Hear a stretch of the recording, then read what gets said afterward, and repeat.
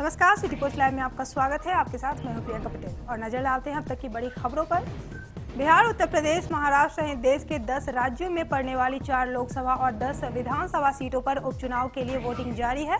वहीं कर्नाटक की 2 विधानसभा सीटों के अलावा 10 अन्य असेंबली सीटों पर उपचुनाव होने हैं। ये सीटें हैं यूपी के नूरपुर, पश्चिम बंगाल के महेशतला, मेघालय के आमपति, उत्तराखंड के थरली, केरल के चेंगनूर, बिहार के जोकीहाट, झारखंड के गोमिया और सिल्ली में पंजाब के सहकोट और महाराष्ट्र के पालस काडे गांव में होने वाले हैं। इन सभी सीटों पर वोटिंग शाम 5 बजे तक चलेगी। वोटिंग के लिए पोलिंग बूथों पर सुरक्षा के कड़े इंतजाम किए गए हैं। सभी लोकसभा और विधानसभा सीटों के चुनाव के नतीजे 31 मई को घोषित किए जाएंगे। अररिया जिले के जोकीहाट विधानसभा उपचुनाव को लेकर आज वोटिंग हो रही है। मतदान सुबह 7 बजे से शुरू हो गए हैं। खबर है कि सुबह से ही मतदाताओं की लंबी कतारें दिख रही है। चुनाव को लेकर सुरक्षा के भी पुख्ता इंतजाम किए गए हैं। बिहार के उप मुख्य निर्वाचन पदाधिकारी बैजूनाथ कुमार सिंह ने बताया है कि सुबह 7 बजे से शाम 6 बजे तक वोटिंग होगी। सुरक्षा के भी व्यापक इंतजाम किए गए हैं। तमाम बूथों पर केंद्रीय पुलिस बल और बिहार पुलिस की नियुक्ति की गई है। वोट देने के लिए कुल 12 वैकल्पिक दस्तावेजों में से वोटर किसी एक का इस्तेमाल कर सकते हैं। जोकीहाट सीट के मुख्य मुकाबला राजद और महागठबंधन के बीच है। राजद से तस्लीमुद्दीन के छोटे बेटे शाहनवाज आलम को प्रत्याशी बनाया है, जबकि जदयू ने मुर्शीद आलम को मैदान में उतारा है। इस चुनाव में कुल 2,70,423 मतदाता मतदान करेंगे। इसके लिए कुल 331 बूथ बनाए गए हैं। जोकीहाट विधानसभा उपचुनाव को लेकर प्रशासन बिल्कुल मुस्तैद है। इधर जिला नियंत्रण कक्ष में ऑब्जर्वर के साथ जिला पदाधिकारी हिमांशु शर्मा खुद मौजूद दिखे। वे नियंत्रण कक्ष से चुनाव संबंधी पल पल जानकारी लेते नजर आए। मतदान को लेकर सुबह से ही मतदान केंद्रों पर मतदाताओं की लंबी कतारें देखी जा रही है।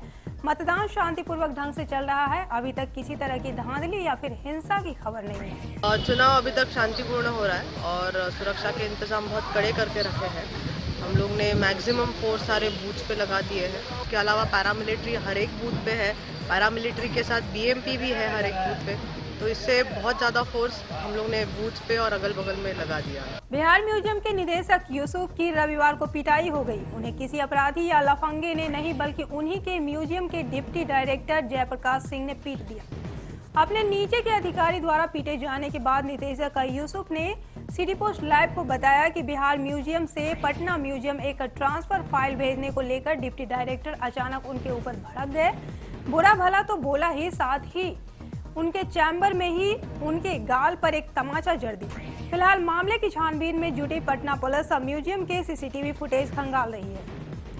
बिहार के लखीसराय सूर्यगढ़ा अंचल के माणिकपुर थाना क्षेत्र के लक्ष्मीपुर गांव में एक ही परिवार के 5 लोगों के शव मिलने से गांव में सनसनी फैल गई है। घटना की सूचना मिलते ही माणिकपुर पुलिस मौके पर पहुंचकर शव को कब्जे में लेकर मामले की छानबीन कर रही है। शव की पहचान एक ही परिवार के पति पत्नी और उनके 3 बच्चों के रूप में की गई है। मृतकों में नाम पंकज महतो और पत्नी अर्चना देवी, बच्चे प्रियांशु, प्रिंस एवं क्विकी हैं। तीनों बच्चों का शव पलंग पर पड़े थे, जबकि गले पर फंदा लगा पंकज महतो का शव बक्से पर मिला है और पत्नी अर्चना देवी का शव घर के ही नाले में पड़ा मिला है। फिलहाल पुलिस हर बिंदु पर जांच कर रही है। बाढ़ मोकामा, फतुहा और लखीसराय के किसानों का सब्र का बांध आज टूट गया। दलहन और तेलहन उत्पादों के फसल के न्यूनतम समर्थन मूल्य तय किए जाने की मांग को लेकर किसान सड़क पर उतर आए और राष्ट्रीय राजमार्ग 31 और 80 को जाम कर आवागमन को ठप कर दिया। किसान अपने उत्पादों का उचित कीमत की मांग कर रहे हैं। चेन्नई सुपर किंग्स आईपीएल के 11वें सीजन की विजेता बन गई है। मुंबई के वानखेड़े स्टेडियम में खेले गए खिताबी मुकाबले में सनराइजर्स हैदराबाद को 8 विकेट से हराते हुए सीएसके के तीसरी बार आईपीएल का खिताब अपने नाम कर लिया। इसके पहले सिर्फ मुंबई इंडियंस ही 3 बार इस टूर्नामेंट को जीतने में कामयाब रही थी। शेन वॉटसन के नाबाद शतक के बाद उनके बूते चेन्नई सुपर किंग्स आईपीएल इतिहास में मुंबई इंडियंस के बाद दूसरी ऐसी टीम बन गई है जिसने तीसरी बार ये खिताब जीता है। खबरों की ज्यादा जानकारी के लिए आप लॉगिन कीजिए citypostlive.com पर।